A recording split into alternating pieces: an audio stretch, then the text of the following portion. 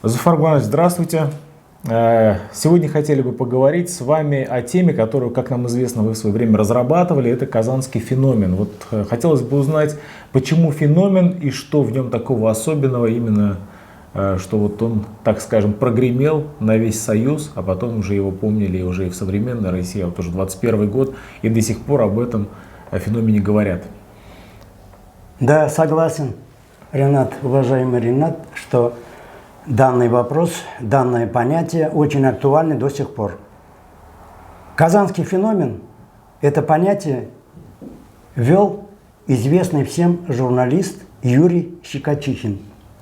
Это произошло где-то на рубеже 1987-1988 года. В принципе, казанский феномен – это явление, которое относится не только к самой Казани непосредственно, но и ко всему Советскому Союзу, тогдашнему Советскому Союзу.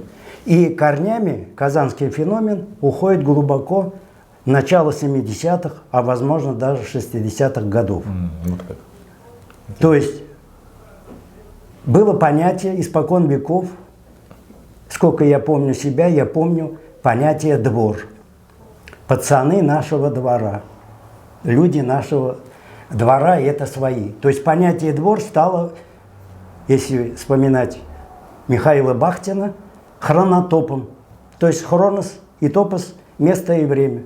И всегда двор отстаивал своих, защищал своих, если кто-то обижал мальчишек со двора, то все собирались и выясняли, почему обидели. И если обидели несправедливо, то шли и тоже того обидчика обычно преследовали, но дело было очень справедливым, то есть 1 на 1 при всех.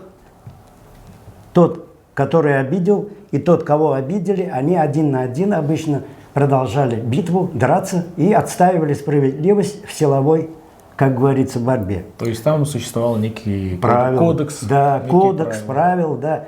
Но потом постепенно двор, благодаря тем, кто были так называемые шишкари, то есть те, которые управляли, те, которые владели авторитетом, а это обычно были люди, бывшие уголовники или настоящие уголовники, то есть так называемые блатные, они начали уже верховодить, и вот понятие «двор» стало более агрессивным, чем когда-то было. И вот эта агрессивность стала увеличиваться, начиная с 1970 года приблизительно. То есть уже, в принципе, функция двора продолжалась, то есть защитно-оборонительная, но иногда делали набеги на чужие дворы, нарушая кодекс.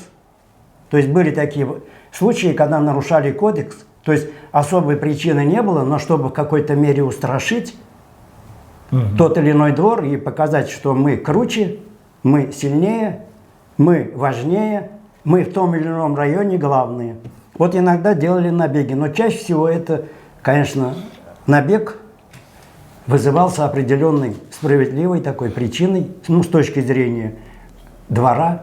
И вот начиная где-то с начала 70-х годов, постепенно дворы сохранялись, но ведь в 70-е годы началось массовое строительство, началось массовое переселение. Вместо понятия «двор» потихонечку, начиная где-то с середины или с конца 70-х годов, стало появляться понятие «коробка». Коробка. То есть все жители, это очень большой, например, вот один дом, второй дом, третий дом, четвертый дом, они образуют определенную коробку. И на основе вот этой коробки стали, начиная с конца 70-х, начала 80-х годов, по разным причинам, причин очень много. Если дело касаться причин, я некоторые основные причины могу назвать. Постепенно стали появляться даже где-то 80-е годы группировка по месту жительства. Понятие группировка по месту жительства. То есть контора.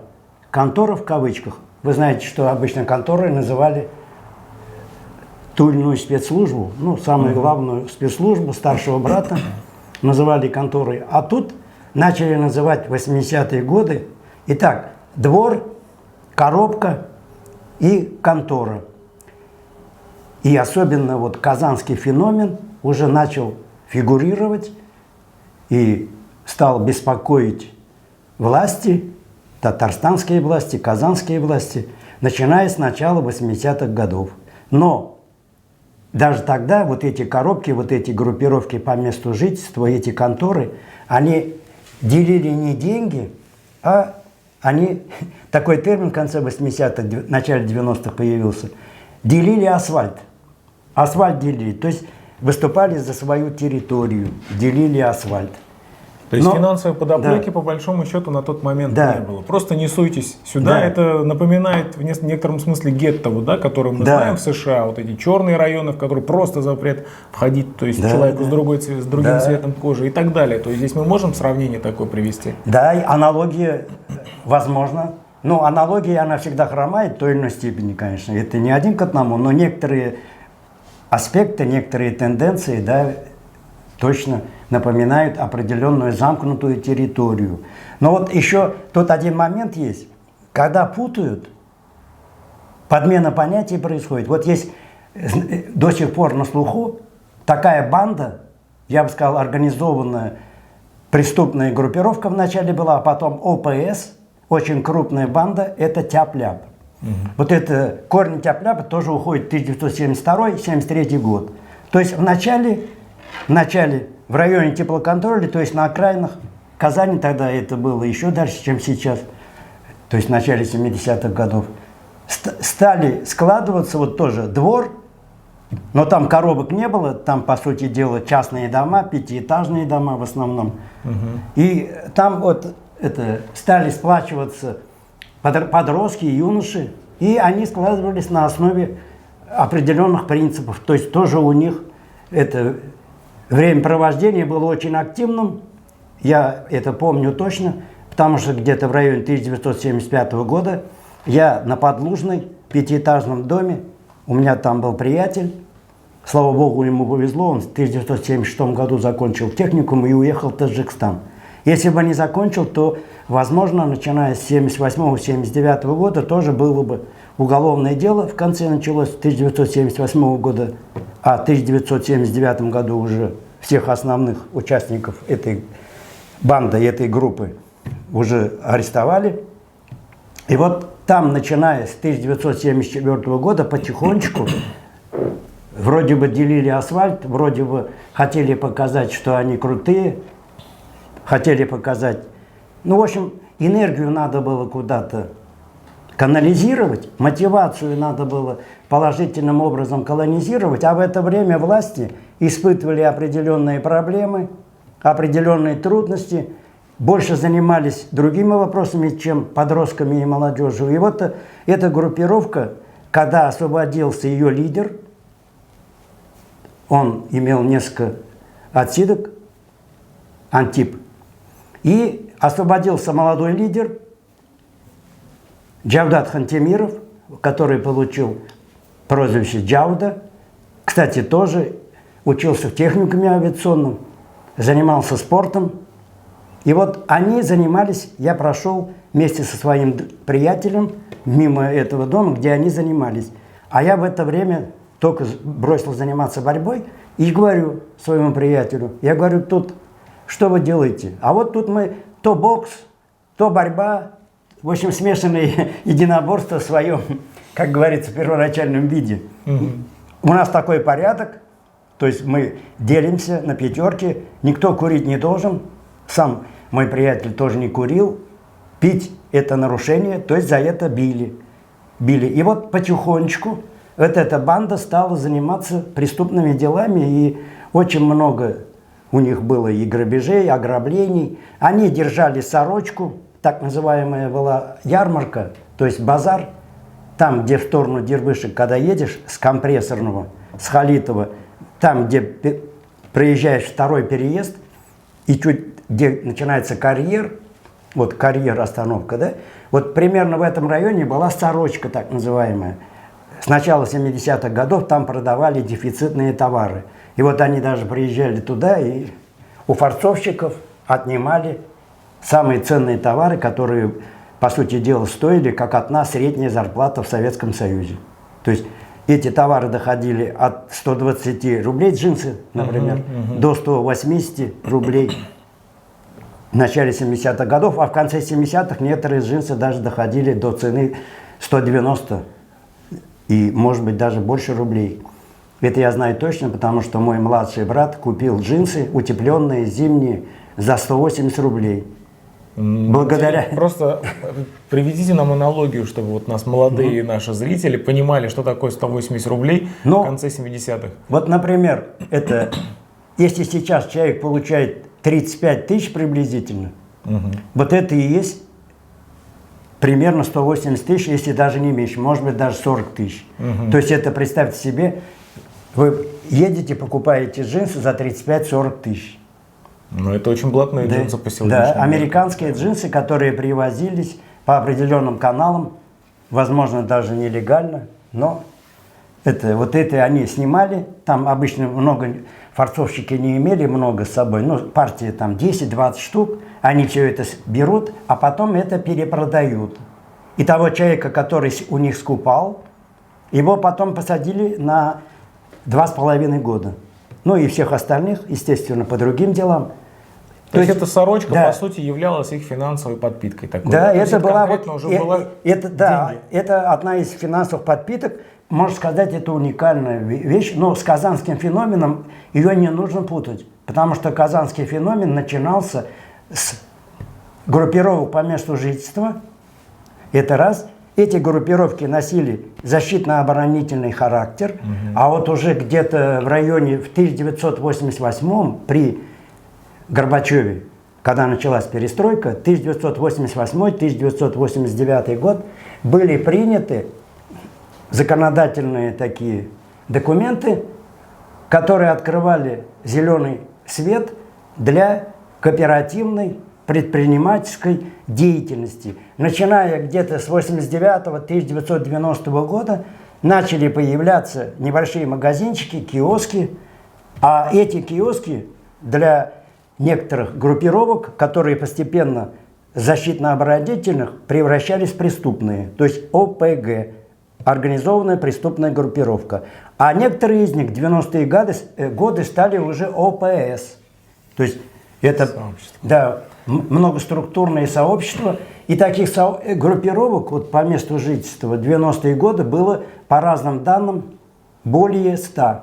Итак, с легкой руки Юрия Щекочихина появился термин «казанский феномен», но еще в 1988-1989 годах киностудия, которая располагалась в Риге, тоже стала использовать этот термин и стала применять, снимать некоторые документальные сюжеты, связанные с подростково-молодежными группировками.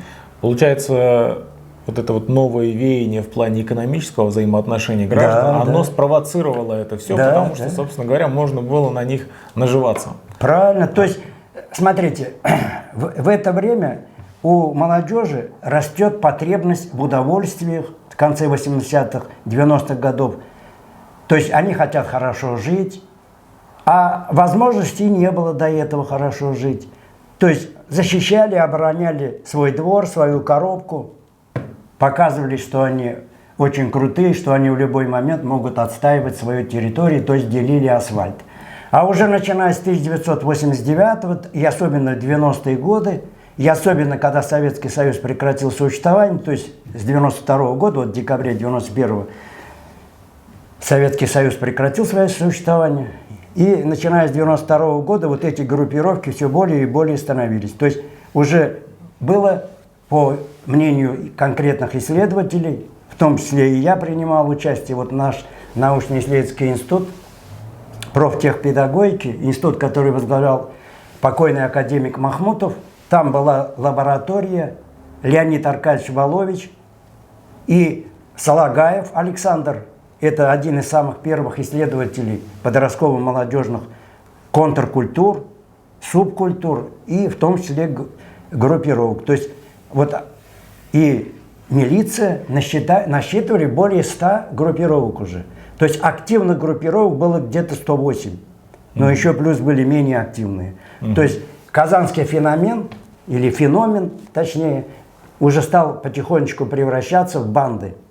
То есть вот эти конторы по месту жительства, группировки по месту жительства стали превращаться в преступные группировки. Они стали крышевать те или иные магазины, те или иные киоски и стали делить уже не асфальт, а деньги.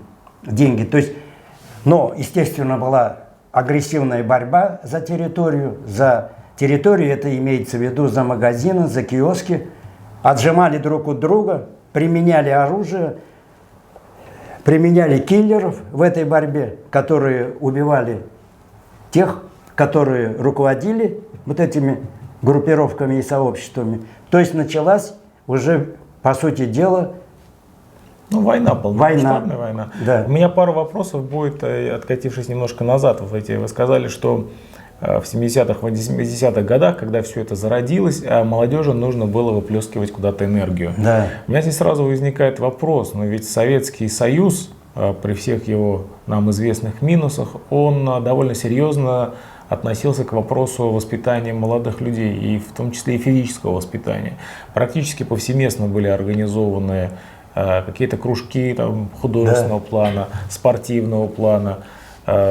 Мы практически вот спокойно могли ходить и на бокс, и на карате, на карате, наверное, вряд ли, бокс, там, атлетика, легкая, тяжелая, лыжи и так далее. То есть практически молодежь могла себе позволить совершенно бесплатно участвовать в таких вот мероприятиях и тем самым выплескивать туда, скажем так, ту самую энергию, о которой вы сказали. А получается, что именно в 70-х и 80-х годах этой энергии им по какой-то причине девать было некуда. Хотя вот я про себя могу сказать, я сам в 90-е годы занимался шахматами 3 раза в неделю стабильно, то есть у меня практически, даже 4 раза в неделю, у меня практически не было времени куда-то ходить, там чем-то заниматься, там, встречаться. То есть я уже только в старших классах, может быть, стал так больше так понимать, что такое улица, так скажем. Почему вот так случилось, что вроде бы есть государственные официальные структуры, которые могут тебя физически как подготовить, даже более того, там, вывести на какой-то всесоюзный уровень, да? А люди предпочитали какие-то полуподпольные какие-то механизмы. Тут очень много причин, но в первую очередь, вы смотрите, 70-е, 80-е, 90-е, можно сказать, циклами, 7-8-летние циклы можно даже обнаружить. И эти причины иногда переходят из вот этого цикла в другой цикл, из одного десятилетия в другое десятилетие. Итак, вот 70-е годы и 80-е годы, то есть времена Советского Союза. Естественно, была линия официальная, я бы даже сказал официозная, легальная, и порой это, конечно, были такие кружки, такие секции, где можно было добровольно заниматься, от души заниматься, а так и занимались будущие представители тех или иных коробок, тех или иных группировок, занимались официальной линией. Но была еще и нелегальная. То есть нелегальная в чем заключалась? Вот во все времена подростки, юноши, они, по сути дела, любят находиться на грани риска. Это раз. Второе, любят организовывать сами. То есть они, вот есть даже слово мероприятие, то есть принять ту или иную меру, которая навязывается молодым. Навязывается. А они хотели сами организовывать свои дела, и порой увлечение романтикой, предположение тех или иных рисков, но авантюризм, определенный авантюризм молодых людей, но это им не разрешали делать. То есть вот когда что-то происходит на грани риска, это один момент. А во-вторых, вот это понятие «двор», оно приближало, сплачивало людей. И они не хотели никуда ехать, куда-то на секцию, в другой район. Это показания, с одного края на другой иногда приходилось. И это на местах. То, что было на местах, те или иные кружки самодеятельности, там художественные кружки и так далее, их многие не устраивали.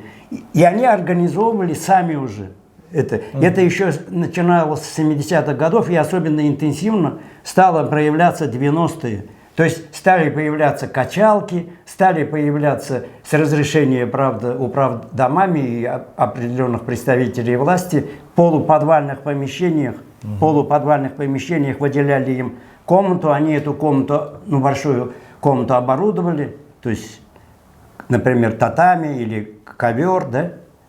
То есть занимались запрещенными видами единоборств. Вот, например, уже с конца 70-х годов карате, которое запрещалось. В одно время разрешили, потом опять запретили. Карате, смешанные вот эти, то есть борьба, бокс, все вместе. Это тоже такого не было, а они хотели это. То есть то, что предлагалось советской властью, то, что предлагалось официозом, не всегда устраивало. А то, что они хотели создавать, надо было поддерживать, направлять вот их энергию в нужное русло. То есть не тотальный контроль с запретами вместе, а просто отслеживание, чем занимается, чем помочь. Но также не говорили, всегда это, вот даже когда, например, если брать уже другую ведь молодых людей, да, не группировщиков, а, например, в 70-е годы были хипники. То есть те, кто подражал движению хиппи, которое с 1965 года до 1975 года на Западе, то есть целые десятилетия, было самым массовым контркультурным движением. А уже начиная где-то в районе с 1970-го, а порой даже с 1969-го, я вот первого хиппи в своей жизни встретил, когда мне было 14 лет. То есть это летом 1969 года. Это был из Юдина один парень. Он был чуть постарше меня, где-то лет 16, возможно, да, и вот он цветными волосами ходил, босиком, хотя хиппи они в сандалиях, вот он иногда в сандалиях ходит, и плюс на каблуках, как ковбои ходили на каблуках. То есть одни хиппи, те, которые хиповали, ну, естественно, длинные волосы, обувь на каблуках или сандалии. А некоторые даже ходили босиком, но это полухиповатые такие.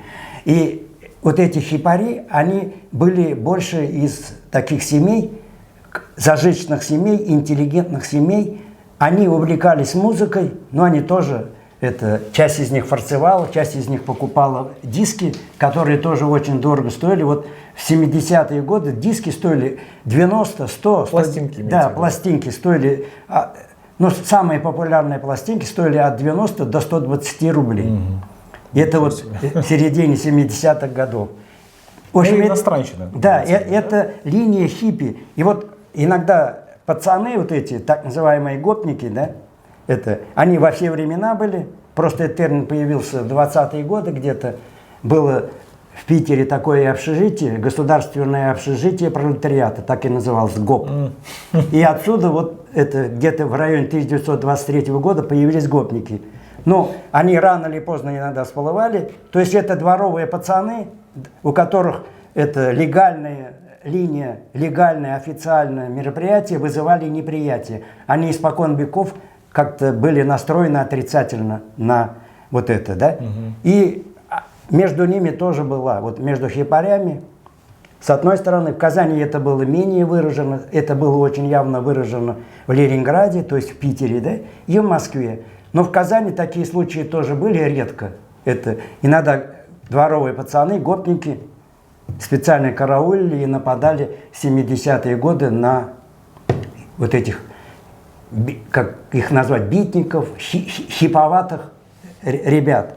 Из этих хиповатых ребят потом получилась уже интеллигенция, и многие из них уже вот им за 50, некоторым уже за 60 лет, они занимаются умственной работой, очень крупные журналисты. Интересно. Специалисты. Итак, вот и еще ведь причина какая? Всегда надо искать причину конфликта отцов и детей. И вот отцы группировщиков 70-х годов и особенно отцы группировщиков 80-х годов и 90-х годов, вот между ними это кто? Это те, которые родились в 40-е годы, 50-е годы родились. А 40-е годы, всем понятно, что это очень мрачные годы, трагические годы, годы войны отечественной, годы голода, низкого уровня жизни. И вдруг 50-е годы, 60-е, они начинают лучше жить. Это во всем мире так. То есть это скудные, можно сказать, поколение было, да, и они это не понимали своих детей. А дети хотели больше энергии свою выразить, и выразить не в официальных мероприятиях, не в официозных каких-то занятиях, да, а вот начиная со двора, чтобы двор, вот эта структура, да, хронотип двор, а потом группировка. Вот группировка, она же, вот эти вот сборы, да, это же начались не сразу.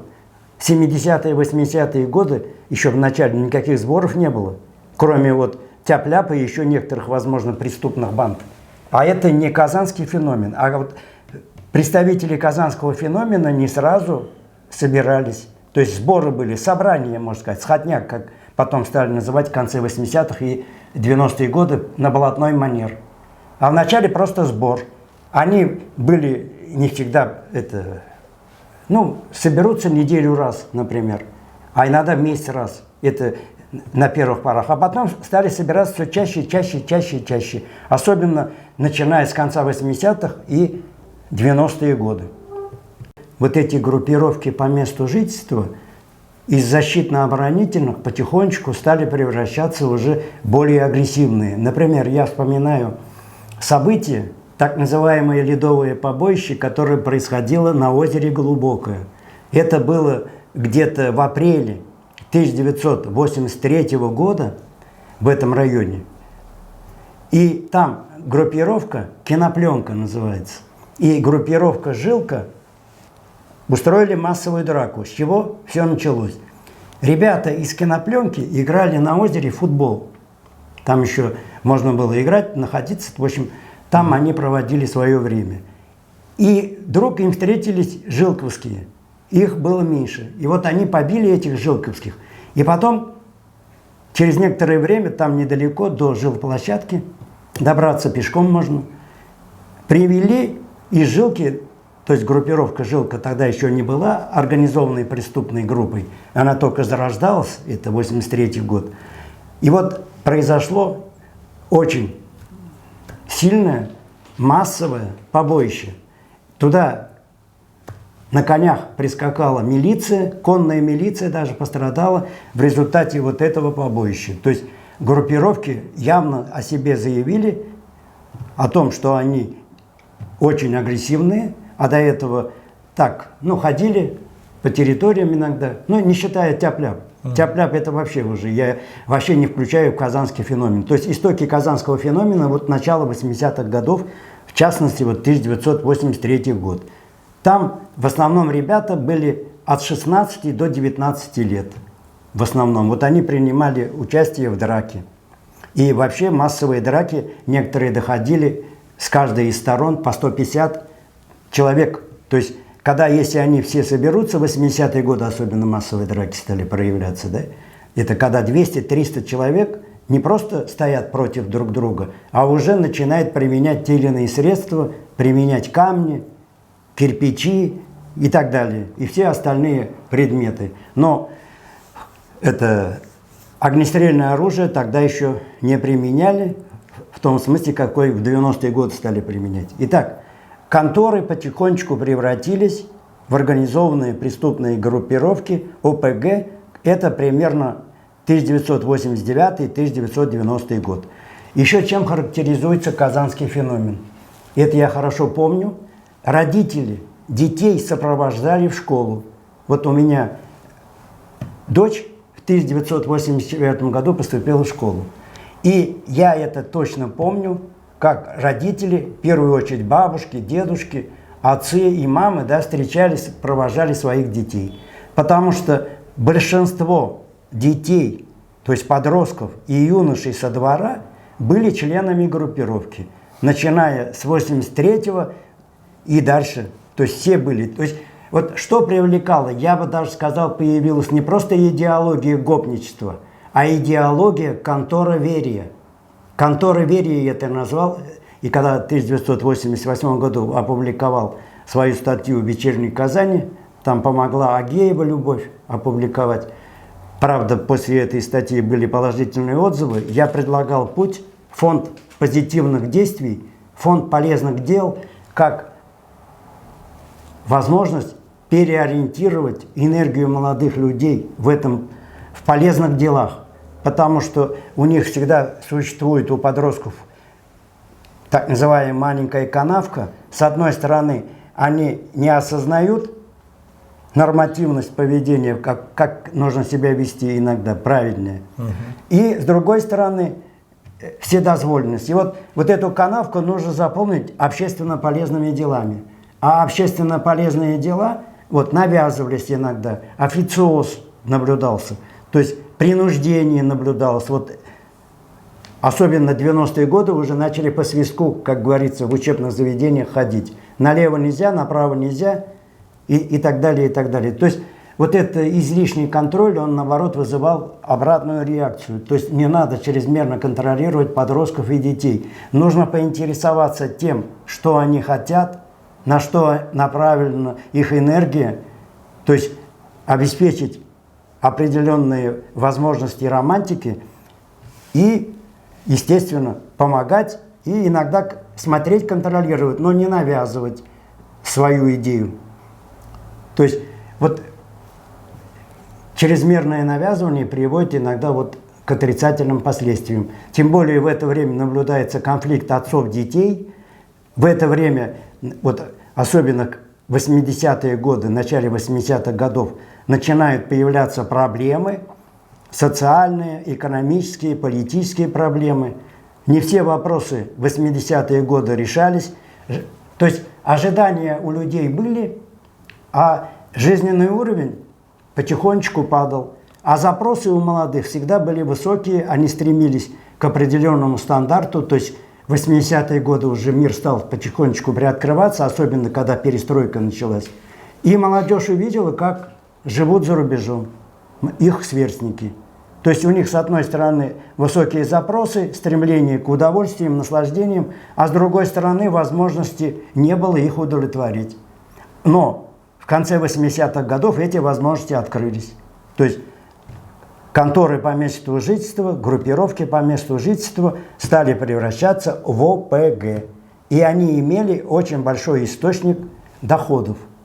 Особенно лидеры группировок. И был так называемый, начиная уже с конца 80-х годов, то есть это, по сути дела, аналогия с преступным миром, пошла, общак. То есть сборы иногда проходили в неделю несколько раз. Общак – это хорошо для членов группировки, потому что из общака при определенных условиях можно было человеку, который испытывает трудности жизни, или находится в зоне, или еще в миру тоже трудности есть. Купить надо мебель. Наиболее активным группировщикам покупали мебель, другие какие-то средства жизни. И иногда я даже слышал это от некоторых членов группировки, что покупали даже квартиры. Уже начиная с конца 80-х, 90-е годы. Но это, конечно, не всем, но помощь была, защита была. А имейте в виду, что в группировки вступают те, которые обычно потерянные, изгои. В школе они не нужны, в семье они забыты, родители рано утром уходят на работу, поздно возвращаются, дети предоставлены самим себе. Вначале были предоставлены двор, то есть я например, дворовый пацан, то есть это в Кировском районе, начиная с 63-го года я там начал жить. Чуть немножко подрос, и уже конец 60-х, 70-х постоянно двор. А во дворе там очень много соблазнов. Там есть разные возможности. Можно уйти в сторону приблотненных, которые еще ни разу не сидели, но уже начинают совершать преступления, а потом становятся блатными. И в сторону тех, которые занимаются спортом или какими-то самодеятельностью, там духовой оркестр я, например, 13 лет пошел, и борьбой стал заниматься. И это, по сути дела, отвлекало от двора. Отвлекало, но не всех.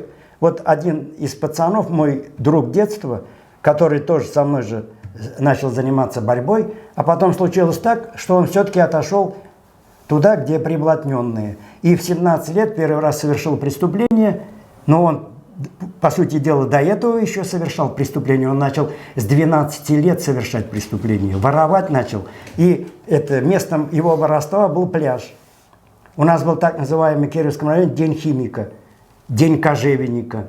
То есть вот там химические предприятия, кожевенные предприятия. И люди, которые там работают, получают зарплату и идут с девушкой своей на пляж. Там отдыхают, а в то время, когда они отдыхают и еще занимаются некоторыми любовными делами, мой товарищ при помощи ветки притягивал сумочку, открывал сумочку, брал деньги, выкидывал сумочку и уходил. То есть, по сути дела, он уже в 13 лет, у него был такой случай, он где-то 138-139, где-то в этом районе рублей украл. Но его, естественно, не привлекали, а вот 17 лет первый раз привлекли. А потом пошел по зонам, я уж его лет 35-40, не знаю, где он находится. В последний раз говорили, что на Кольском полуострове остался жить после отсидки. То есть, вот все-таки двор, он может увести либо преступность, либо, особенно у нас в Казани некоторые дворы были сплошь и рядом.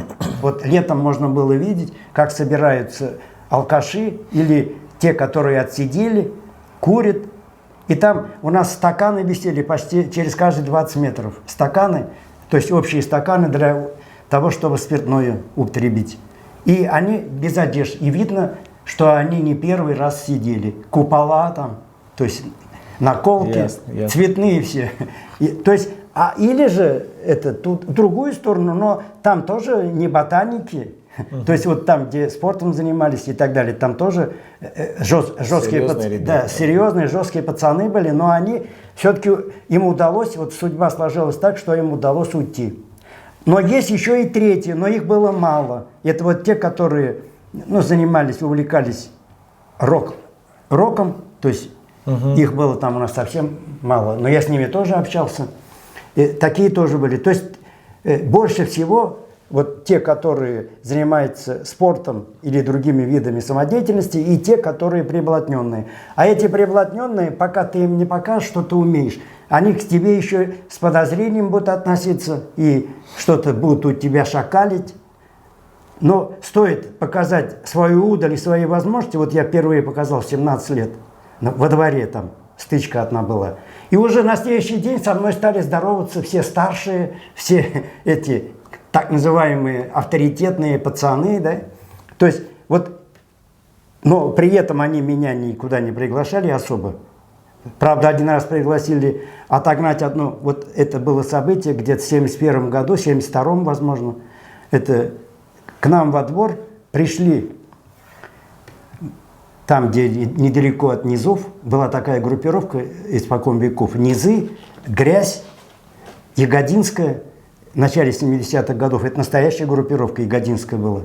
То есть там даже была одежда.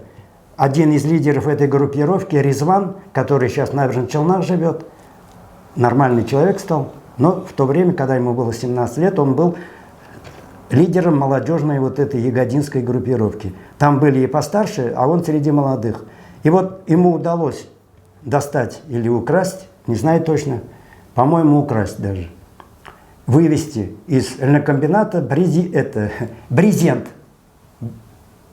И из этого брезента шили брюки, напоминающие ковбойские брюки, широкие внизу, и такими клепками, с клепками. И вот наиболее активная часть этой группировки стала себя проявлять в 1972 году еще.